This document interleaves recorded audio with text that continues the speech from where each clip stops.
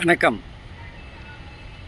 இப்போ நிறைய பேரோட கேள்வி என்ன அப்படின்னா, எனக்கு வேலை போகிறது, வேறு வேலை எப்போ கிடைக்கும் அப்படிங்கிற கேள்வி தான்.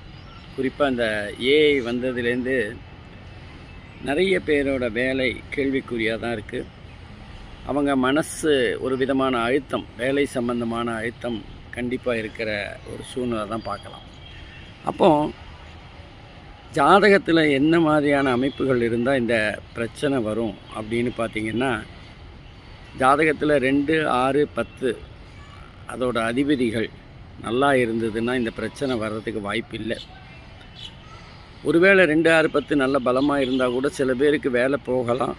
அப்போது இருக்கிற வேலையை விட சிறப்பான ஒரு வேலை அமையும்.